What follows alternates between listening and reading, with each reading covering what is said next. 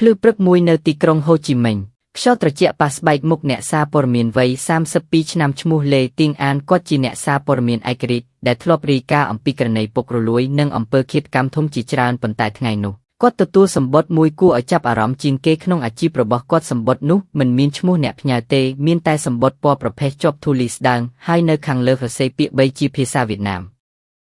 សាច់មនុស្សពិតនៅខាងក្នុងមានក្រដាសប៉ុន្មានជាប់ជាមួយរូបថតស្រស់3សន្លឹករូបថតទី1បង្ហាញហាងលក់សាច់នៅទីផ្សារមួយក្នុងខេត្តបេញហ្វូកមានសាច់ក្រហមពណ៌ចាស់ដាក់លើថង់ប្លាស្ទិករូបទី2មានមនុស្សម្នាក់កំពុងកាប់សាច់ជាបន្ទះដូចជាសាច់ជ្រូកតែរូបទី3ប៉ុន្មានវិនាទីក្រោយគាត់ក៏ញាប់ដៃបិទវាបែបភ្លាមព្រោះនៅក្នុងនោះសាច់ដែលត្រូវកាប់មិនមែនជាសត្វតេឡេទៀងអានដកដង្ហើមយ៉ាងជ្រៅគាត់ស្គាល់ថាការស៊ើបអង្កេតនេះអាចបំផ្លាញជីវិតគាត់ប៉ុន្តែសារព័ត៌មានក្នុងឈាមគាត់នាំឲ្យគាត់មិនអាចស្ងៀមបានឡើយគាត់យកកាមេរ៉ាបញ្ជូនសារទៅកាន់មិត្តប៉ូលីសចាស់ម្នាក់ឈ្មោះដាមិញហាដែលធ្លាប់ធ្វើការស៊ើបអង្កេតជាមួយគាត់2ឆ្នាំមុនអានកបងហាខ្ញុំទើបទទួលរូបថតចម្លែកពីហាងសាច់មួយនៅបេញហ្វូកតើបងអាចជួយពិនិត្យបានទេថាមានករណីបាត់ខ្លួននៅតំបន់នោះទេហាអានធ្វើអីឲ្យខ្លួនឯងចូលទៅក្នុងអ្វីបែបនេះទៀតបេញហ្វូកបច្ចុប្បន្នកំពុងមានករណីលួចយកសាច់សត្វខុសច្បាប់តែបើអស់សំណើចថាវាជាសាច់មនុស្សនោះគឺអីសង្ឃឹមប៉ុន្មានអានក៏ខ្ញុំត្រូវទៅមើលដោយភ្នែកខ្លួនឯងព្រោះថ្ងៃបន្ទាប់អានឡើងរថភ្លើងទៅខេត្តបេញហ្វូកនៅចម្ងាយប្រហែល3ម៉ោងពីទីក្រុងតំបន់នោះស្ងៀមស្ងាត់ប៉ុន្មានផ្ទះបុរាណសង់ពីឈើជាប់គ្នានៅជាប់ផ្លូវជនបទមានផ្សារតូចមួយឈ្មោះឈូដាំផ្សារយប់នៅទីនោះគាត់បានជួបមនុស្សម្នាក់ឈ្មោះឡៃថាន់ឡុងអ្នកលក់សាច់វ័យចាស់ជាង50ឆ្នាំដែលមានន័យថាហាងសាច់នោះគេហៅថាបូហាងឡុងក៏តាមរូបថតក្នុងសម្បត្តិស្លាបពណ៌លឿងនៃហាងនិងទៅសាច់ដាក់ជញ្ជាំងស្រដៀងគ្នាដាច់ខាតអានចាស់លោកសាច់នៅទីនេះស្រស់ណាស់តើមានសាច់អីពិសេសជាងសាច់ជ្រូកទេឡុងញឹមបន្តិចយើងមានសាច់ពិសេសមួយប្រភេទហៅថាសាច់ក្រហមភ្នំតម្លៃខ្ពស់ប៉ុន្តែអតិថិជនពេញចិត្តណាស់គេអានក៏សាច់ក្រហមភ្នំចម្លែកណាស់តើបានមកពីណាឡុងក៏គ្មានអ្នកចង់សួរពីកន្លែងកាត់ទេបងតែបើសាកម្ដងអ្នកនឹងចង់ត្រឡប់មកវិញពេលនោះអានមានអារម្មណ៍ថាមានអ្វីមួយមិនប្រក្រតីក្លិនសាច់នៅក្នុងហាងមិនដូចសាច់ជ្រូកឬគោទេវាមានក្លិនស្រដៀងនឹងអ្វីមួយដែលគាត់ធ្លាប់ឃើញនៅសាលាចៅក្រមនៅពេលស៊ើបអង្កេតករណីសម្លាប់មនុស្សមួយឆ្នាំមុននៅពេលយប់អានបានជួលបន្ទប់តូចមួយនៅជិតផ្សារគាត់យកកាមេរ៉ាដាក់លើបង្អួចទៅទីដែលហាងឡុងនៅម៉ោង7អាធ្រាត្រគាត់ឃើញរថយន្តតូចមួយជិតចូលហាងបុរស2នាក់យកថង់ខ្មៅធំចេញពីក្រោយឡានពួកគេអូសចូលក្នុងហាងពេលបិទទ្វារអានឃើញថាខ្យល់ត្រជាក់ហាក់ដូចជាផ្លាស់ប្ដូរពណ៌មេឃទៅពណ៌ខ្មៅជ្រៅគាត់ចាប់អារម្មណ៍យ៉ាងខ្លាំងតែចំណុចដែលធ្វើឲ្យគាត់ញាប់ដៃទៅកាន់កាមេរ៉ាទៀតគឺនៅចន្លោះទ្វារហាងដែលបិទមិនជាប់ជ្រៅមានស្លាបពណ៌ស្លេកមួយជាប់នៅច្រកទ្វារគាត់ពង្រីកកាមេរ៉ាពេលច្បាស់ចំណុចនោះគាត់ដកដង្ហើមយ៉ាងខ្លាំងវាជាដៃមនុស្សព្រឹកថ្ងៃបន្ទាប់អានត្រៀមកាហ្វេក្តៅហើយសរសេរបញ្ចេញអ្វីដែលគាត់បានឃើញនៅយប់មិញចូលក្នុងសៀវភៅកំណត់ត្រាគាត់ដឹងថាវាមិនអាចជារឿងចៃដន្យទេតែគាត់ក៏ដឹងផងដែរថាប្រសិនបើគាត់ធ្វើខុសជំហានត្រូវអវត្តមានមិនដឹងហេតុបានងាយដូចគ្នាគាត់បញ្ជូនសារវីដេអូតាមទូរស័ព្ទទៅប៉ុអ៊ូលីសឌីមិញហាអានក្បងហាខ្ញុំមានភស្តុតាងថានៅហាងឡុងមានករណីចម្លងសាច់ចេញពីថង់ខ្មៅមួយយប់មិញខ្ញុំចង់ឲ្យបងមកជួយមើលដោយផ្ទាល់ហាយប់នេះខ្ញុំទៅបើសិនជារឿងនេះពិតយើងត្រូវប្រយ័ត្នតំបន់នោះមានជនល្មើសជាប់ក្រុមហ៊ុនសាច់ខុសច្បាប់មួយនៅម៉ោង7យប់នៃថ្ងៃនោះប៉ូលីសឌីអាមិញហាមកដល់ជិតផ្សារបុរសវ័យ45ឆ្នាំស្លៀកអាវស៊ីវិលមានភ្នែកត្រជាក់និងការយកចិត្តទុកដាក់ជាងមនុស្សធម្មតាគាត់ជាប៉ូលីសស៊ើបអង្កេតដែលធ្លាប់ឃើញអ្វីគ្រប់ប្រភេទប៉ុន្តែគាត់មិនដែលស្ដាប់អំពីកោហាងលក់សាច់មនុស្សទេហាអានខ្ញុំមិនទាន់ជឿទេតែវីដេអូដែលអស់សារផ្ញើមកពិតជាមានភាពចម្លែកតែយើងត្រូវការភស្តុតាងពិតប្រាកដជាងនេះអានគឺយើងអាចចូលមើលខាងក្នុងហាងនៅពេលយប់ខ្ញុំមានកាមេរ៉ាផ្សងព្រេងបងអាចស្លៀកអាវជាមនុស្សទិញសាច់យប់នោះពួកគេដើរចូលក្នុងផ្សារពេលដល់ជិតហាងឡុងគេឃើញថាមានសាច់ដាក់លើជាច្រើនប្រភេទមានសាច់ជ្រូកសាច់គោហើយនៅខាងមុខទៅមានស្លាបសរសេរថាដូចសាច់ក្រហមភ្នំពិសេសថ្ងៃនេះប៉ូលីសហាធ្វើជាមនុស្សទិញសាច់ហាក៏ខ្ញុំចង់សាកសាច់ក្រហមភ្នំ1គីឡូតម្លៃប៉ុន្មានឡុងញឹមស្លេកជាគីឡូត្រឹម 1.2 លានដុងតែបងប្រុងប្រយ័ត្នណាមិនអាចបញ្ជូនតាមផ្លូវសាធារណៈទេអានក៏ហេតុអ្វីឡុងក៏សាច់នេះមិនត្រូវលក់សាធារណៈអ្នកត្រូវយកចេញយប់នេះបើចង់បានពេលនោះប៉ូលីសហានិងអានសម្លឹងមើលគ្នាទាំងពីរចេះយល់ថាមានអ្វីមួយកើតឡើងនៅខាងក្រោយហាងនៅពេលគេចេញពីហាងអានបានសម្គាល់ថានៅជិតទ្វារខាងក្រោយមានផ្លូវតូចមួយទៅកាន់ចន្លងភ្នំនៅចុងផ្លូវនោះមានអគារស្តុកសាច់ស្រាប់តែមើលទៅស្ងាត់ ពួកគេសម្រេចចិត្តចូលស៊ើបអង្កេតយប់នោះយប់នៃការស៊ើបអង្កេតម៉ោង11យប់អាននឹងហាពាក់អាវខ្មៅពាក់អាវដោះជើងទន់ដើរចូលតាមផ្លូវក្រោយហាងមានពន្លឺចង្អៀតចេញពីក្នុងស្តុកពេលពួកគេចូលចិត្តគេសំឡេងម៉ាស៊ីនកាប់និងក្លិនសាច់ដុតប៉ុស្តិ៍អ៊ូលីហាបើកកាមេរ៉ារបស់អានដើម្បីថតភស្តុតាងពេលគេចូលដល់ទ្វារមុខស្តុកគេសំឡេងបុរសម្នាក់និយាយគឺប្រញាប់ទៅពេលសង្ស័យនឹងមកដល់ហើយត្រូវដុតអ្វីដែលនៅសល់ទាំងអស់អាននឹងហាបើកទ្វារបន្តិចនៅខាងក្នុងគេឃើញថង់ខ្មៅជាច្រើនបង្ហាប់លើគ្នាខ្លះមានស្លាបនៃសាច់ដូចជាមនុស្សប៉ុន្តែគេចាប់អារម្មណ៍ថាមានស្លាបសរសេរភ្ជាប់ជាមួយលេខកូដសម្ងាត់ហាចាប់យកស្លាបមួយលេខនោះសរសេរថា Venson255 ហាអានលេខនេះជាលេខករណីបាត់ខ្លួនដែលខ្ញុំទើបចុះបញ្ជីមិញបរិសឈ្មោះយានវៀនអានគឺមានន័យថាសាច់នៅក្នុងថង់នេះជារបស់គាត់ហាវាសង្ស័យខ្លាំងណាស់តែយើងត្រូវចេញពីទីនេះមុនពួកវាមកវិញពេលពួកគេចេញពីស្តុកសំឡេងម៉ាស៊ីនឡានចូលចិត្តបរិស3នាក់អាវខ្មៅចុះពីឡានដាក់ថង់ខ្មៅថ្មីអាននឹងហាលាក់ខ្លួននៅក្រោយជញ្ជាំងប៉ុន្មានវិនាទីក្រោយបរិសម្នាក់និយាយជាសំឡេងទាបនាំសាច់នេះទៅហូជីមិញថ្ងៃស្អែកអតិថិជនបារាំងចង់បានសាច់ស្រស់គូពាក្យនោះធ្វើឲ្យអានត្រជាក់សាច់ស្រស់គាត់ដឹងថាវាមិនមែនជាសាច់សត្វទេពេលពួកគេត្រៀមចេញមានសំឡេងបង្ហាញពីខាងក្រោយហ្គេហេអ្នកណានៅទីនោះអាននឹងហារត់ចេញតាមផ្លូវភ្នំសំឡេងកាំភ្លើងបាញ់តាមក្រោយជាច្រើនដងពន្លឺភ្លើងរថយន្តបន្លិចតាមស្លាបភ្នំប៉ូលីសហាត្រូវគេចាំតាមព្រៃទើបចេញពីតំបន់នោះបានពេលព្រឹកដល់ឡើងម្ដងទៀតអាននឹងហានៅក្នុងផ្ទះជួលតូចមួយអានយកកាមេរ៉ាផ្ទៀងផ្ទាត់ទិន្នន័យនៅក្នុងវីដេអូមានរូបថតច្បាស់នៃថង់ខ្មៅជាច្រើនស្លាបលេខកូដនិងសំឡេងបុរសនិយាយពីការដឹកសាច់ទៅទីក្រុងហាគូវីជាភស្តុតាងដ៏សំខាន់តែយើងមិនអាចប្រើវាផ្ទាល់បានទេបើក្រុមហ៊ុននៅក្រោយនេះជាក្រុមអំណាចយើងនឹងជួបគ្រោះថ្នាក់អានក៏តើបង្កឹតថាតើមានអ្នកណានៅពីក្រោយហាងឡុងហាអាចជាមនុស្សមានអំណាចនៅក្នុងរដ្ឋបាលមូលដ្ឋានឬក៏មានក្រុមជនបរទេសជាប់ពាក់ព័ន្ធខ្ញុំស្គាល់នរណាម្នាក់នៅក្រសួងមហាផ្ទៃដែលអាចជួយយើងតែយើងត្រូវប្រយ័ត្នជាងនេះអានសម្លឹងទៅក្រៅបង្អួចពន្លឺថ្ងៃឆ្លុះលើផ្សារស្ងាត់មួយដែលគាត់មិនដឹងថាមានអ្វីកើតឡើងនៅក្រោយវា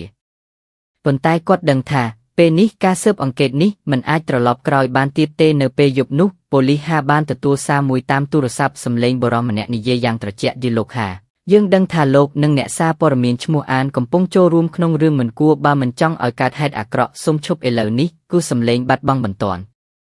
ប៉ូលីសហាស្ដាប់យូរហើយនិយាយថាអានពួកគេចាប់ផ្ដើមដឹងហើយតែយើងមិនអាចឈប់ទេគាត់ដឹងថារឿងនេះធំជាងដែលគេគិត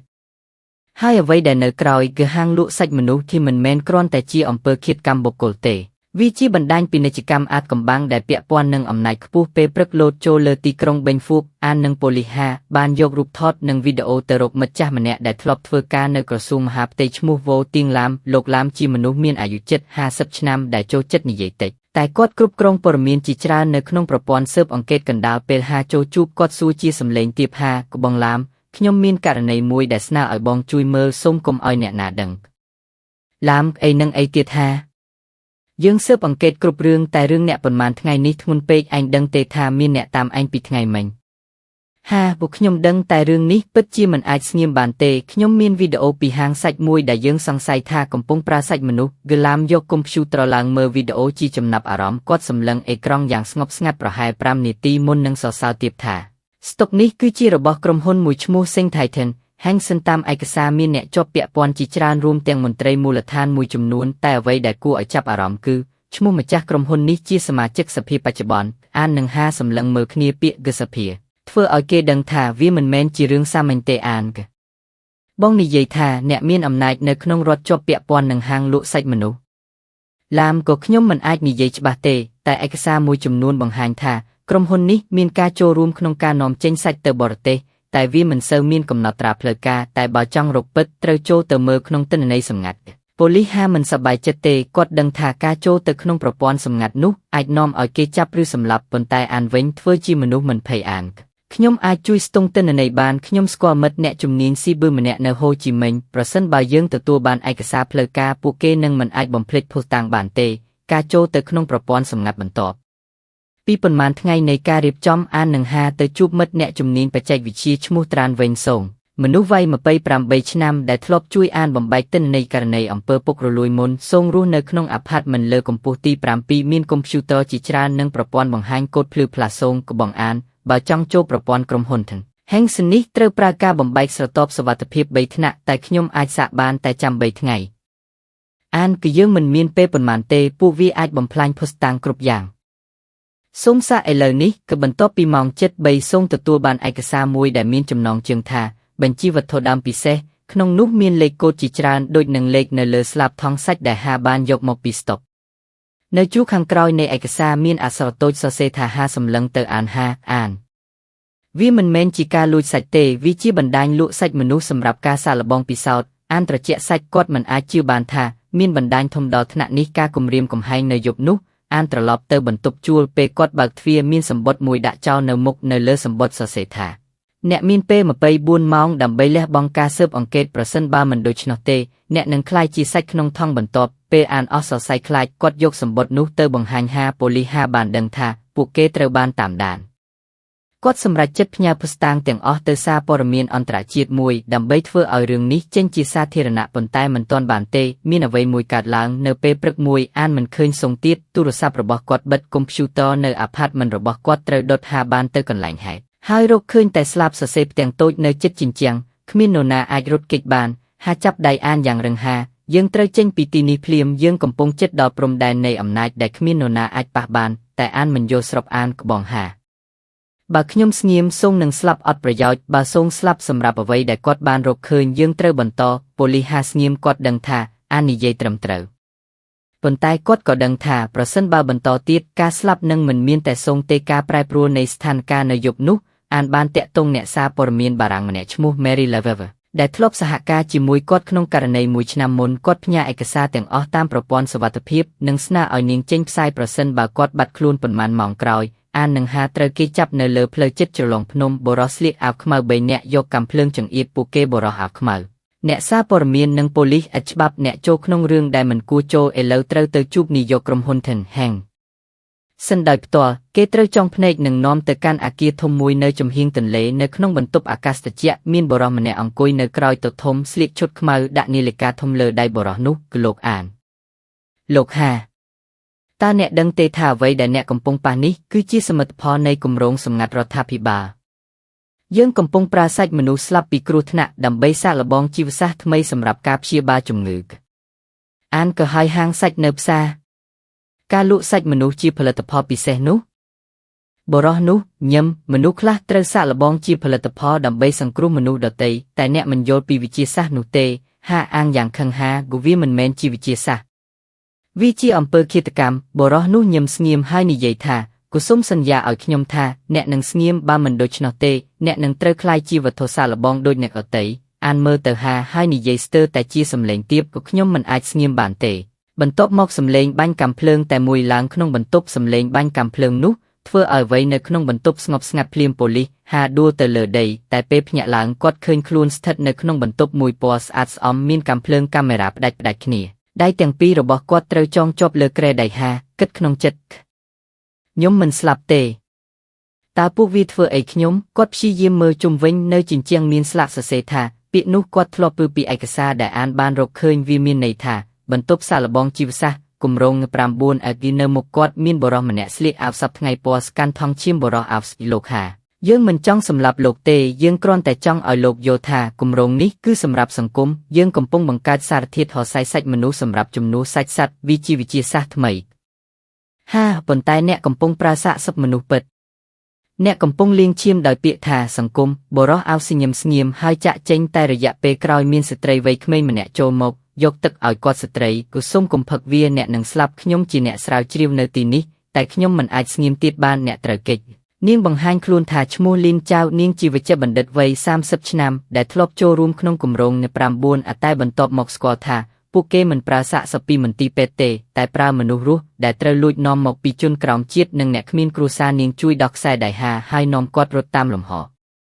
កាមេរ៉ាចាប់រូបគាត់តែពួកគេចូលទៅក្នុងប្រព័ន្ធអាកាសចេញពេលពួកគេចេញពីអគារគឺជាពេលភ្លឺព្រឹកអាកាសនៅទីនោះត្រជាក់ជិតព្រំដែនកំពង់សៀមហាក៏សូមអរគុណលីនតើអ្នកនឹងទៅណាលីនក៏ខ្ញុំនឹងទៅរកស្ថានទូតបារាំងខ្ញុំស្គាល់អ្នកសារព័ត៌មានម្នាក់ឈ្មោះ Mary Levever នាងអាចជួយយើងបានពេលហៅឈ្មោះនោះគាត់ភ្ញាក់ភ្លាមនោះជាឈ្មោះដែលអានបាននិយាយហាក៏អ្នកស្គាល់នាងមែនទេ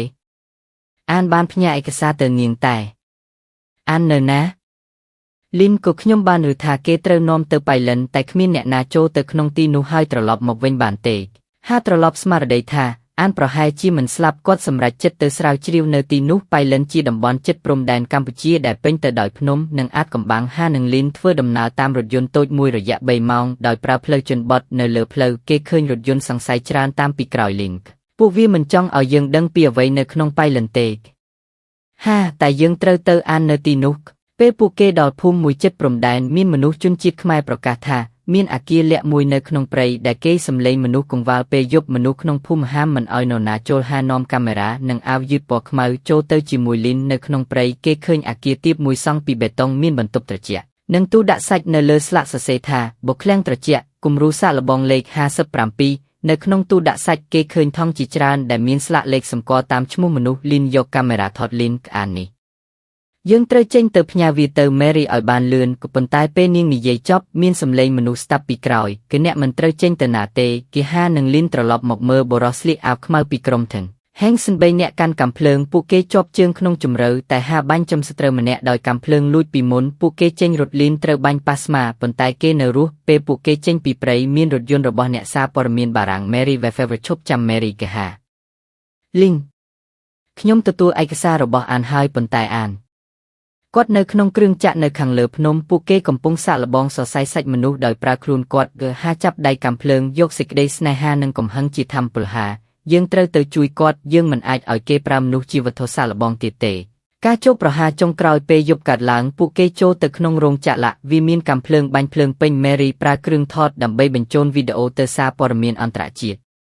នៅកណ្ដាលរោងចក្រគេឃើញអានត្រូវដាក់ក្នុងប្រអប់កញ្ចក់មានសរសៃបំពង់ភ្ជាប់ទៅជាសាច់ដុំដែលកំពុងលូតលាស់អានភ្ញាក់ឡើងអានសំឡេងខ្សោយកុំឲ្យពួកវាទទួលជោគជ័យបំផ្លាញវាកហាបាញ់ផ្ទុះម៉ាស៊ីនថាមពលជាមួយកាំភ្លើងឆេះរាលដាលពេញរោងចក្រ Mary និងលីនទាញអានចេញទៅក្រៅសំឡេងផ្ទុះធ្វើឲ្យភ្នំទាំងមូលកំពុងរញ្ជួយពេលពន្លឺព្រឹកដល់ Mary បង្ហោះវីដេអូទាំងមូលទៅបណ្ដាញអន្តរជាតិទូរទស្សន៍ពិភពលោកចាប់ផ្ដើមចែករំលែកព័ត៌មានអំពីបណ្ដាញលក់សាច់មនុស្សនិងគម្រោងនៅ9ព្រឹកនៃថ្ងៃបន្ទាប់ពីរោងចក្រត្រូវផ្ទុះទូរទស្សន៍ទូទាំងអាស៊ីបានចាប់ផ្ដើមផ្សាយព័ត៌មានអំពីបណ្ដាញលក់សាច់មនុស្សនិងគម្រោងសម្ងាត់នៅ9វីដេអូដែល Mary Lefevre បង្ហោះបានទទួលបានអ្នកមើលរាប់លានក្នុងរយៈពេលតែប៉ុន្មានម៉ោងប្រទេសវៀតណាមបានចេញសេចក្តីថ្លែងការណ៍ថាព័ត៌មានទាំងនោះគឺក្លែងបន្លំក៏ប៉ុន្តែភស្តុតាងជាច្រើនជាបឋមត្រូវលេចឡើងក្នុងបណ្ដាញ York Web ដែលបង្ហាញឯកសារពិតពីក្រុមហ៊ុន Hanson រូបថតឃ្លាំងត្រជាក់និងឈ្មោះមនុស្សជាច្រើនដែលបានបាត់ខ្លួន Mary ត្រូវបានអញ្ជើញទៅផ្ដល់សក្ខីកម្មនៅទីក្រុងហាណូយប៉ុន្តែប៉ូលីសហានិងលីនចៅត្រូវលាក់ខ្លួននៅប្រទេសកម្ពុជាព្រោះពួកគេក្លាយជាមនុស្សដែលមានការស្វែងរកខ្លាំងជាងគេនៅក្នុងបញ្ជីជនសង្ស័យបំផ្លាញអចលនទ្រព្យរដ្ឋបូហាពួកគេចង់បិទមាត់យើងតែយើងមិនអាចស្ងៀមបានទេអានបានស្លាប់ដើម្បីឲ្យពិភពលោកដឹងពីការពិតលីនគឺតែយើងមិនមានសុវត្ថិភាពទេខ្ញុំមើលថាមានក្រុមមនុស្សមិនស្គាល់មុខតាមស្វែងរកយើងនៅបាត់ដំបងហាបើកុំព្យូទ័រទំនើបតូចមួយដែលអានធ្លាប់ប្រើនៅក្នុងនោះមានឯកសារមួយដែលមានចំណងជើងថាគាត់ភ្ញាក់វាបង្ហាញថាការពិសោធន៍មិនបានបញ្ចប់នៅវៀតណាមទេមានសាខាផ្សេងនៅតំបន់ព្រៃជិតកំពង់ចាំហាហ្គូលីនគម្រោងនេះមិនទាន់ស្លាប់ទេពួកគេកំពុងបន្តនៅកម្ពុជាយើងត្រូវទៅបញ្ចប់វាដំណើរទៅកំពង់ចាំការធ្វើដំណើររបស់ពួកគេពេញដោយគ្រោះថ្នាក់ពួកគេប្រើរថយន្តចាស់មួយបដូរផ្លូវជាញឹកញាប់នៅតាមផ្លូវមានការត្រួតពិនិត្យរបស់អាជ្ញាធរប៉ុន្តែហានិងលីនប្រើឯកសារក្លែងធ្វើជាជនបរទេសប៉ូឡូញនៅពេលយប់ដល់ភូមិមួយជិតទន្លេមេគង្គពួកគេបានជួបជនជាតិខ្មែរម្នាក់ឈ្មោះសឹមធីរ៉ាអតីតយោធាដែលធ្លាប់ធ្វើការជាជាងសំណង់នៅប៉ៃលិនគាត់និយាយថាឃ្លាំងសាកល្បងមួយបានបើកឡើងជាថ្មីក្នុងព្រៃក្បែរភ្នំសំពៅធីរ៉ាគេនិយាយថាពេលយប់ស្ដាប់សំឡេងគ្រឿងចាក់រត់និងក្លិនដូចសាច់ឆៅមានរថយន្តបរទេសចូលនិងចេញរៀងរាល់សប្ដាហ៍ហាបានស្នើឲ្យធីរ៉ាជួយជាអ្នកណែនាំ3នាក់ចូលទៅក្នុងព្រៃជាមួយកាមេរ៉ានិងឧបករណ៍ថតសំឡេងនៅពេលយប់ពេញច័ន្ទពួកគេឃើញអគារបេតុង3ជាន់ដែលមានស្លាកអក្សរវៀតណាមថានៅក្រៅអគារមានបុរសពាក់អាវសារពណ៌ប្រផេះកាន់អាវុធដូចជាមានកង្ពូលការពារលីនប្រើកាមេរ៉ាថតពីចម្ងាយហើយយកឯកសារទៅផ្ញើតាមបណ្ដាញសុវត្ថិភាពទៅមេរីប៉ុន្តែពេលនាងកំពុងផ្ញើសញ្ញាអ៊ីនធឺណិតត្រូវបិទដោយប្រព័ន្ធរំខានបុរសម្នាក់នាំកង់ប្រហែល10នាក់ចូលប្រហារហាក៏រត់ទៅយកឯកសារទៅខាងទន្លេលីនក៏ខ្ញុំនឹងទៅទាញស្លាកម៉ាស៊ីនភ្លើងបើគេមិនឃើញយើងវានឹងផ្ទុះពេលគេកំពុងប្រតិបត្តិបុរសម្នាក់ដែលជាអ្នកដឹកនាំកងសុវត្ថិភាពចេញមកមុខហាមើលមុខគេភ្លាមគាត់ជាបុរសដែលនៅក្នុងបន្ទប់ពេលអានត្រូវសម្លាប់នាយកក្រុមហ៊ុន Hanson នាយកហាខ្ញុំបាននឹកស្មានថាអ្នកនឹងមកដល់ទីនេះអ្នកគិតថាអាចបញ្ចប់គម្រោងនេះដោយបំផ្លាញរោងចក្រមួយ គម្រោងនេះកើតមកពីចំណង់ចំណូលចិត្តរបស់មនុស្សសប្តាហ៍ថ្ងៃពួកគេចង់បរិភោគសាច់ថ្មីឆ្ងាញ់និងមិនគិតថាវាជាមនុស្សគេហាអ្នកប្រើមនុស្សជាវត្ថុសាកល្បងដើម្បីបង្កើតផលិតផលអាហារវាជាអំពើឃាតកម្មមិនអាចអត់ទោសបាននាយកមនុស្សគ្រប់រូបនៅលើពិភពលោកនេះក៏ជាសាច់ដូចគ្នាផ្សេងគ្នាត្រឹមតែថាអ្នកណាជាម្ចាស់និងអ្នកណាជាផលិតផលហាបាញ់ទៅលើគាត់ប៉ុន្តែគាត់កាន់កាំភ្លើងប្រឆាំងវិញការបាញ់ប្រហាររវាងទាំងពីរនាំឲ្យអគាររញ្ជួយលីនបើកម៉ាស៊ីនផ្ទុះហើយគេបោះរត់ចេញពីអគារផ្ទុះជាផ្ទាំងភ្លើងធំដែលភ្លឺរះលើភ្នំសំពើក្រោយពីការផ្ទុះ Mary ទទួលបានសារពីលីនតាមឧបករណ៍បញ្ចូលបណ្ដាញសុវត្ថិភាពនៅក្នុងនោះមានវីដេអូបង្ហាញការពិសោធន៍ជាក់ស្ដែងក្នុងអគារនោះនិងសំឡេងនៃនាយកក្រុមហ៊ុននិយាយអំពីគោលសាច់មនុស្សសម្រាប់អនាគតគឺ Mary បង្ហោះវាឡើងបណ្ដាញអនដល់ជាតិជាលើកទី2ពិភពលោកស្ទើរតែផ្ទុះឡើងសហប្រជាជាតិចាប់ផ្ដើមស៊ើបអង្កេតក្រុមហ៊ុនទាំងHengson ត្រូវបិទប៉ុន្តែអ្នកដឹកនាំរបស់វាបាត់ខ្លួនប៉ូលីសហានិងលីនត្រូវបានអនុញ្ញាតឲ្យរស់ក្នុងស្ថានភាពការពារពួកគេរស់នៅទីក្រុងភ្នំពេញដោយស្ងៀមស្ងាត់តែពេលខ្លះមានអារម្មណ៍ថាមានមនុស្សតាមសម្ងាត់នៅពីក្រោយយប់មួយនៅក្នុងផ្ទះជួលតូចមួយលីនបានបើកសារអេឡិចត្រូនិកមួយមកពីអាសយដ្ឋានអនាមិកនៅលើអេក្រង់សរសេរថានាងសម្លឹងទៅហាពួកគេដឹងថារឿងនេះមិនទាន់ចប់ទេហាប្រសិនបើយើងមិនបន្តសាច់មនុស្សនឹងក្លាយជាផលិតផលពាណិជ្ជកម្មយើងឬបន្តសង្គ្រាមនេះក៏ភ្លើងខៀវពីអេក្រង់បំភ្លឺមុខទាំងពីរពេលនោះភ្លៀងធ្លាក់លើភ្នំពេញប៉ុន្តែភ្លៀងមិនអាចលាងចោលឈាមនិងភាពអាក្រក់ដែលមនុស្សបង្កឡើងបានទេ3ខែក្រោយពីការផ្ទុះនៅភ្នំសំពៅប៉ូលីសហានិងអ្នកសារព័ត៌មានលីនចៅបានរស់នៅក្នុងកម្មវិធីការពារសាក្សីក្រោមឈ្មោះថ្មីទោះបីជាមានសុវត្ថិភាពជាបណ្ដោះអាសន្នតែបេះដូងរបស់ពួកគេមិនអាចស្ងៀមស្ងាត់បានទេថ្ងៃមួយលីនទទួលបានសារមួយតាមប្រព័ន្ធសុវត្ថិភាពប៉ុន្មានសម្រាប់អ្នកសារព័ត៌មានអន្តរជាតិសារនោះមានវីដេអូមួយដ៏ចម្លែកក្នុងវីដេអូបង្ហាញរោងចក្រអាហារមួយនៅសិង្ហបុរីមានប៉ុន្មានបុគ្គលិកកំពុងកាត់សាច់ដែលស្អាតពេកជាងធម្មតានៅលើប្រអប់វាជាស្លាក Premium Meat នៃ Food Asia Co. លើកហានិងលីនភ្ញាក់ផ្អើលកិនគឺអក្សរដែលស្រដៀងនឹងគម្រោង9ពីវៀតណាមហាគម្រោងមិនស្លាប់ទេពួកគេចូលបណ្ដាញពាណិជ្ជកម្មថ្មីក្រោមឈ្មោះថា Food Asia លីនគឺយើងត្រូវទៅស៊ើបអង្កេតនៅទីនោះតែសិង្ហបុរីគឺប្រទេសដែលមានច្បាប់តឹងណាស់ប្រសិនបើយើងធ្វើខុសការស៊ើបអង្កេតអាចត្រូវបញ្ចប់នៅទីនោះតែម្ដងប៉ូលីសហាប្រើឯកសារក្លែងជានរណាម្នាក់មានឈ្មោះថាលឹមហាន់វីជាបុគ្គលិកសន្តិសុខឯកជនលីនចៅប្រើឈ្មោះថាមេយ៉ាវ៉ងអ្នកថតរូបសហគ្រិនសម្រាប់ទស្សនាវដ្តីអាហារពួកគេចូលសិង្ហបុរីតាមព្រំដែនអាកាសដោយសុវត្ថិភាពប៉ុន្មានថ្ងៃក្រោយពួកគេបានរកឃើញទីតាំងនៃរោងចក្រ Food Asia នៅទីក្រុង Jurong Industrial Park រោងចក្រមានរបងដែកខ្ពស់អគារទំនើបដូចរោងចក្រសុវត្ថិភាពអាហារប៉ុន្តែពេលលើកខ្លួនឡើងលើអគារជាប់ជិតវាឃើញអគារត្រជាក់ក្រោមដីនិងសូរសំឡេងម៉ាស៊ីនធំស្ទើរតែមនុស្សលីនប្រើកាមេរ៉ាបង្ហាញពីស្លាក Human Based Protein Experiment Confidential Zone គឺដែលជាប់នៅលើទ្វារទ្វេបញ្ចូលទៅខាងក្រៅលីនកាហាវិជាសិង្ហញាថាពួកគេចាប់ផ្ដើមសាកល្បងជាថ្មីប៉ុន្តែពេលនេះគេប្រើពាក្យថា Human Based Protein ដើម្បីលាក់ការពិតហាវិជាវិធីពាណិជ្ជកម្មបំលែងឈាមទៅជាប្រាក់យប់មួយហានិងលីនចូលរោងចក្រដោយប្រើបច្ចេកវិទ្យាបំបែកសោតាមប្រព័ន្ធសញ្ញាអេឡិចត្រូនិកនៅក្នុងនោះគេឃើញបន្ទប់ត្រជាក់ធំមានប្រអប់សាច់រាប់រយលើស្លាកគ្រប់ប្រអប់សរសេរជាកូដលេខនិង QR code ពេល scan វាបង្ហាញឈ្មោះមនុស្សបញ្ចូលជាមួយការបរិច្ឆេទ Harvested Date កាហាហត់ដង្ហើមហាពួកគេប្រើពាក្យ Harvested ដូចជាការប្រមូលផលតែនេះជាមនុស្សលីនថតវីដេអូទាំងអស់ហើយទុកបញ្ជីឯកសារចេញទៅ Cloud ដោយប្រើកូដសុវត្ថិភាព E9 Lev នៅខាងចុងបន្ទប់មានទ្វារមួយដែកធំស្លាបពណ៌ខ្មៅហាបើកវាក្នុងនោះមានសាកសពមនុស្សប្រហែល30នាក់ត្រូវបានគេប្រើសម្រាប់សាកល្បងបច្ចេកទេសគឺ Protein Refinement បន្ទាប់ពីនោះគេសម្លេងរថយន្តក្រៅទ្វារមានមនុស្សចូលមកសម្លេងបរិសម្នាក់គឺអ្នកណាមកក្នុងនេះហានឹងលីនលាក់ខ្លួនពីក្រោយទ្រនាប់ដែកបរិសនោះមិនមែនជាមនុស្សធម្មតាទេគាត់គឺនាយកគម្រោងថ្មី Der Kaiso Ten អ្នកវិទ្យាសាស្ត្រជនជាតិជប៉ុនដែលធ្លាប់ធ្វើការជាមួយទាំង Hengson Der Kaiso គម្រោងនេះនឹងផ្លាស់ប្ដូរពិភពលោកមនុស្សជាច្រើននឹងបានបរិភោគសាច់ដែលមិនប៉ះពាល់ដល់សត្វតែពួកគេមិនដឹងថាសាច់នោះមកពីឈាមរបស់មនុស្សគឺលីនស្ទើរតែអើពើចេញប៉ុន្តែហាបញ្ឈប់នាងពួកគេរងចាំរហូតដល់ Der Kaiso ចេញទៅបន្ទាប់មកគេចេញពីរោងចក្រលីនផ្ញើវីដេអូទៅ Mary Lefevre នៅប៉ារីសម្ដែងជាសារសម្ងាត់ Mary បង្ហោះវានៅលើបណ្ដាញអន្តរជាតិជាលើកទី2ក្នុងចំណងជើងវីដេអូទទួលបានការចែករំលែកយ៉ាងច្រើនអាជ្ញាធរសិង្ហបុរីចាប់ផ្ដើមស៊ើបអង្កេតប៉ុន្តែវាជារឿងលំបាកព្រោះនៅ Food Asia មានការគាំទ្រពីក្រុមហ៊ុនធំនៅអាមេរិកនិងចិនប៉ុន្តែការបង្ហោះនោះក៏ធ្វើឲ្យហានិងលីនជាប់គ្រោះថ្នាក់ពួកគេត្រូវបានតាមសម្ងាត់ដោយក្រុមប៉ូលីសសង្ស័យថាជាអ្នកលេចព័ត៌មានយប់មួយនៅសន្តាគារមួយជិត Marina Bay ហានិងលីនត្រូវបានគេវាយប្រហារ ហាត្រូវបានវីបាក់ស្មាប៉ុន្តែអាចគេចដោយលីនជួយទាញចេញតាមផ្លូវក្រោយ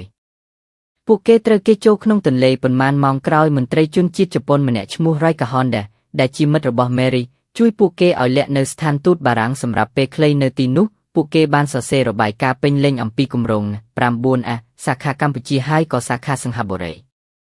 Mary និងក្រុមសារព័ត៌មានអន្តរជាតិកំពុងរៀបចំឯកសារនេះដើម្បីដាក់ស្នើទៅអង្គការសហប្រជាជាតិប៉ុន្តែពេលយប់មួយអគារស្ថានទូតបារាំងត្រូវគេបង្ហាប់អគ្គិភ័យជនមិនស្គាល់មុខបានឆក់ឯកសារទាំងអស់ហានិងលីនត្រូវបានបាត់ខ្លួនមិនមានអ្នកណាឃើញពួកគេម្ដងទៀតឡើយឆ្នាំ2025ទីក្រុងឡុងមានអាកាសធាតុត្រជាក់ពិភពលោកនៅតែស្ងៀមលើរឿងគូសាច់ប្រភេទថ្មីដែលគេហៅថា Bimid ដែលកំពុងលក់នៅសហរដ្ឋអឺរ៉ុបគេអះអាងថាវាជាសាច់សម្ងាត់ផលិតពីប្រភេទបូរីសារីតែប៉ុណ្ណោះប៉ុន្តែអ្នកជំនាញខ្លះសង្ស័យថាមានអ្វីមួយមិនត្រឹមត្រូវនៅក្នុងបន្ទប់ស្នាក់ការរបស់សារព័ត៌មានអន្តរជាតិ World Truth Network អ្នកសារព័ត៌មានស្រីម្នាក់ឈ្មោះ Mary Lefevre កំពុងចាប់ផ្ដើមស៊ើបអង្កេតដំណាក់កាលចុងក្រោយ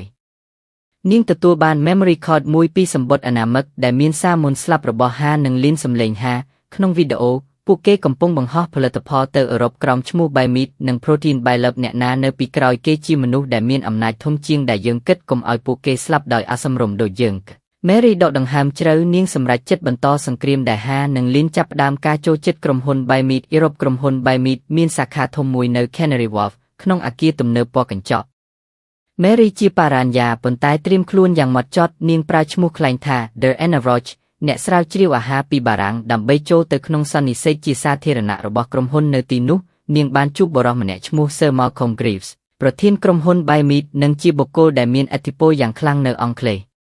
គាត់មានសម្លេងទាបតែពេញដោយភាពទាក់ទាញ Sir Malcolm ក៏សាច់មនុស្សគឺជាប្រវត្តិសាស្ត្រនៃអតីតកាលយើងកំពុងបង្កើតសាច់ពីកោសិកាផ្ទាល់ដែលមិនប៉ះពាល់ដល់មនុស្សយើងគ្រប់គ្រងវាតាមបច្ចេកទេសបញ្ចូលណាសម្ងាត់ក Mary ស្ដាប់ដោយស្ងៀមតែចិត្តរបស់នាងដឹងថាណាសម្ងាត់នោះមិនមែនជារបស់សត្វទេនាងជួបបុគ្គលិកម្នាក់ក្នុងក្រុមហ៊ុនដែលលាក់សម្ងាត់ឯកសារមួយឲ្យនាងឯកសារនោះបង្ហាញថាណាដែលប្រើក្នុងការផលិត Bimid មកពីមនុស្សស្លាប់នៅវៀតណាមនិងកម្ពុជាក្នុងគម្រោង 9 Adam Mary តាក់ទងទៅអង្គការសារព័ត៌មានអន្តរជាតិនិងសហប្រជាជាតិនាងរៀបចំការបង្ហាញព័ត៌មានសម្ងាត់នៅក្នុងសន្និសីទប្រជុំអន្តរជាតិទីក្រុងឡុងដែលមានអ្នកសារព័ត៌មានជាច្រើនពេលដល់ថ្ងៃបង្ហាញនាងដាក់វីដេអូដែលហានិងលីនថតទុកវាបង្ហាញសាកសពមនុស្សនៅក្នុងរោងចក្រ Food Asia សិង្ហបុរីនិងស្លាក Harvested Egg បន្ទាប់មកនាងបើកឯកសារបង្ហាញលទ្ធផលប៉ះពាល់របស់ Bimid ដែលមានសារធាតុជាសាច់មនុស្សក្នុងសមាសធាតុមហាជនភ្ញាក់ផ្អើលមនុស្សជាច្រើនចាប់ផ្ដើមបង្ហោះពាក្យស្លោក Stuffy Meat នៅលើបណ្ដាញសង្គមប៉ុន្តែទាំងពេលនោះ Sir Malcolm ក៏បានចូលមកក្នុងសន្និសីទគាត់និយាយដោយស្ទើរតែសាច់សើ Malcolm គណៈគិតថាអ្នកអាចបញ្ចប់វាដោយបង្ហាញវីដេអូមួយឬ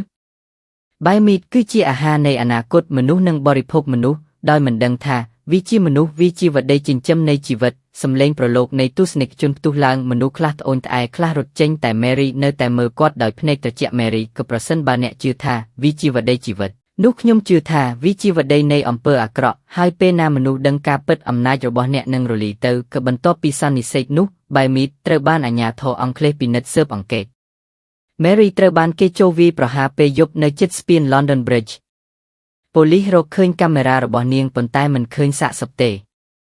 មានតែ memory card តូចមួយដែលសរសេរថាវាបង្ហាញថាក្រុមហ៊ុននេះមានគម្រោងបន្តដោយប្រើបច្ចេកវិទ្យា A ដើម្បីបង្កើតកោសិកាមនុស្សស៊ីជាតិនិយមកាលឆ្នាំ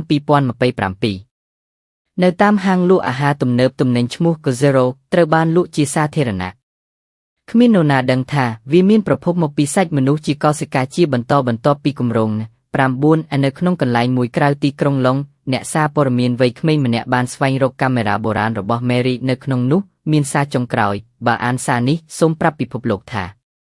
សាច់ដែលអ្នកបរិភោគមិនមែនត្រឹមតែជាអាហារវាជាបំណះបំណុលនៃអំពើអាក្រក់ដែលមនុស្សមិនចង់ទទួលស្គាល់គឺអាកាសនៅលើឡុងភ្លៀងធ្លាក់ស្រទាប់ក្រាស់ប៉ុន្តែពេលភ្លៀងធ្លាក់លើដីឈាមនៅតែស្រអាប់ពិភពលោកបន្តរស់រានខ្លួនដោយបរិភោគអាហារដែលពួកគេចាប់អារម្មណ៍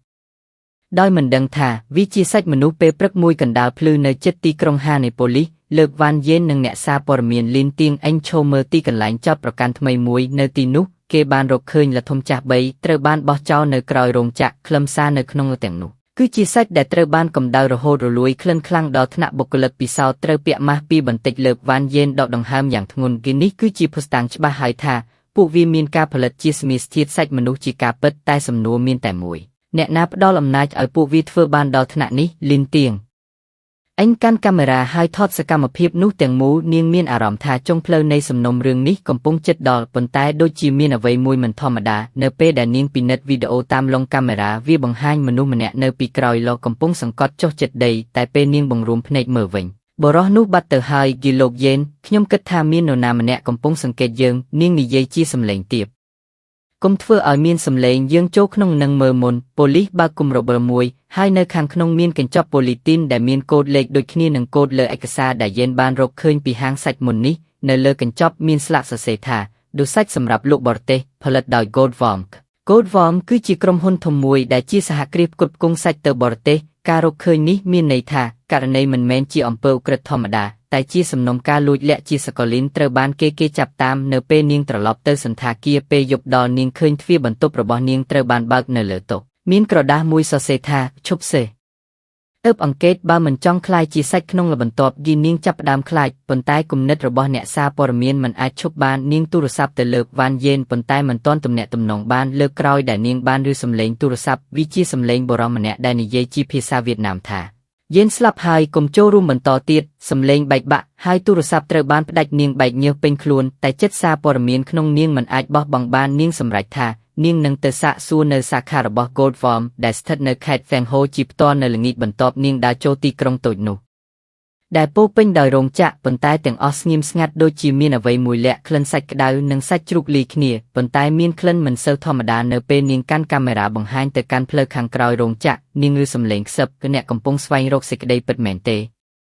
បើប៉ូលីសមិនរស់នោះអ្នកក៏នឹងមិនអាចរស់បានដែរកាមេរ៉ារបស់នាងក៏ភ្លឺសំបីតែពន្លឺផ្លាតនៅក្នុងមន្ទីរផលិតមានទ្វារមួយបើកចំហហើយចេញជាតិក្លិនខ្លាំងដូចសាច់ដុតលីជាមួយក្លិនឈាមលីនដកដង្ហើមហើយឈរមើលទៅក្នុងភាពងឹតនោះសំឡេងម៉ាស៊ីនបុកសាច់កំពុងដំណើរការនៅកណ្ដាលបន្ទប់មានតដែកមួយហើយនៅលើវាមានអ្វីមួយដែលនាងមិនអាចបង្ហាញចិត្តទទួលយកបានលីនទៀងអេងឈរនៅខាងក្រោយរោងចក្រ Goldworm ខេត្ត Feng Ho ភ្នែកនាងភ្លឺថ្លាពីពន្លឺចង្កៀងតូចនិងក្លិនសាច់ដែលលីឡំគ្នាជាមួយក្លិនឈាមនាងដកដង្ហើមហើយចាប់កាមេរ៉ាបង្ហាញរាល់អ្វីដែលឃើញនៅក្នុងមន្ទីរផលិតមានប្រអប់ត្រជាក់ជាច្រើនដែលមានស្លាកសរសេរថា The Premium Human Based Protein by Lab Gold Standard លីនដឹងថាពេលនេះគ្មានការលាក់ខ្លួនទៀតទេនាងត្រូវផ្ញើព័ត៌មានទៅអង្គការសហប្រជាជាតិនិងពិភពលោកភ្លាមលីនប្រើកុំព្យូទ័រសុវត្ថិភាពនិងការភ្ជាប់ VPN ដើម្បីផ្ញើវីដេអូទៅ Mary Weaver នៅប៉ារីសវីដេអូបង្ហាញឯកសារជាក់ស្ដែងពីទាំងរោងចក្រ Goldworm និងមនុស្សដែលបានប្រើសម្រាប់ផលិតផល Biomeat Mary រៀបចំវីដេអូនិងអត្ថបទពេញលេញបង្ហោះនៅលើបណ្ដាញសារព័ត៌មានអន្តរជាតិពិភពលោកភ្ញាក់ផ្អើលសង្គមអនឡាញរំលឹកដោយពាក្យស្លោក Stuffyman Meat Expose Goldworm Mary សារព័ត៌មាននេះគឺជាករណីមួយដែលមនុស្សមិនអាចលាក់បានអ្នកទាំងអស់គ្នាត្រូវដឹងពីអំពើឃាតកម្មនេះក្រុមហ៊ុន Goldworm មិនអាចលាក់ខ្លួនបានទៀតទេអាជ្ញាធរស្រុក Feng Ho ប្រតិបត្តិការជាអន្តរជាតិដោយសហការជាមួយ Interpol ព្រឹកមួយក្រុមប៉ូលីសមកដល់រោងចក្រអតីតប្រធានការិយាល័យ Goldwormអ្នកទាំងអស់គ្នាត្រូវបានចាប់ខ្លួនដោយសារការលក់សាច់មនុស្សនិងកាត់ទោសតាមច្បាប់អន្តរជាតិបរោះនាងសង្កត់មុខព្រិលដូចជាគ្មានការលំបាកក្នុងការទទួលខុសត្រូវលីននិងក្រុមសារព័ត៌មានចូលរួមក្នុងការស៊ើបអង្កេតដើម្បីឯកភាពឯកសារទាំងអស់នៅក្នុងផ្ទះត្រជាក់មួយមានឯកសារបង្ហាញថា Goldworm និង Ten Hengson មានសាខាសម្ងាត់នៅជិតប្រទេសជិតខាងនិងក្នុងសិង្ហបុរីគោលបំណងគឺលក់បាយមីតទៅអឺរ៉ុបនិងអាមេរិកបន្ទាប់ពីការស៊ើបអង្កេតបានច្បាស់លាស់អង្គការសហប្រជាជាតិប្រកាសព័ត៌មានជាសាធារណៈនៅទីក្រុង Geneva ពិភពលោកភ្ញាក់ផ្អើលពីភាពអាក្រក់និងអាថ៌កំបាំងនេះគណៈកម្មការសហប្រជាជាតិនិង Interpol ចាប់ផ្ដើមបង្កើតគោលការណ៍ថ្មីដើម្បីចាប់ខ្លួនក្រុមហ៊ុនដែលបង្កើតផលិតផលលើមនុស្ស Mary Weaver និង Lin Tieng Eng ទទួលបានសិទ្ធិឯកសារពេញលេញដើម្បីបង្ហាញឲ្យពិភពលោកបានដឹងពីអំពើឃាតកម្មនេះលីនហើយបើបុរសនិងស្ត្រីទាំងអស់ដែលបានស្លាប់ទាំងនេះមានឱកាសដឹងអ្នកទាំងអស់គ្នាដឹងថាពួកគេមិនត្រូវស្លាប់ឥតបានទេយើងបានបន្តសង្គ្រាមនេះដើម្បីអ្នក America ពិភពលោកត្រូវដឹងថាមនុស្សម្នាក់មិនអាចក្លាយជាផលិតផលបានទេតែការពិតនេះចាស់ដល់ថ្នាក់ដែលវាមិនអាចលាក់ខ្លួនបានទៀតនៅឆ្នាំ2028បន្ទាប់ពី Goldworm និង Ten Hengson ត្រូវចាប់ខ្លួននិងបណ្ដឹងតាមច្បាប់អន្តរជាតិBiomeat និង Protein by Lab ត្រូវបិទនិងការផលិតត្រូវបានបញ្ឈប់លីននិង Mary បានបន្តការស៊ើបអង្កេតនិងសរសេរតំណាងឲ្យមនុស្សដែលបានស្លាប់ពិភពលោករំខានពីអំពើនេះហើយចាប់ផ្ដើមធ្វើវិធានការក្នុងឧស្សាហកម្មអាហារនិងការពារជីវិតមនុស្សប៉ុន្តែអ្នកអាននឹងដឹងថាទោះបីសាច់មនុស្សមិនបានលក់ជាផ្លូវការឡើយក៏ការចងចាំនៃអំពើអាក្រក់នេះនៅតែស្ថិតក្នុងចិត្តមនុស្ស និងបណ្ដាលឲ្យពិភពលោកមិនអាចភ្លេចបានភ្លៀងនៅលើផ្លូវ Geneva ថែមទៀតប៉ុន្តែការតវ៉ានិងការបង្ហាញពិតប្រាកដបានក្លាយជាផ្លូវទៅរកភាពត្រឹមត្រូវ Gold Worm និង Ten Hengsen ជាក្រុមហ៊ុ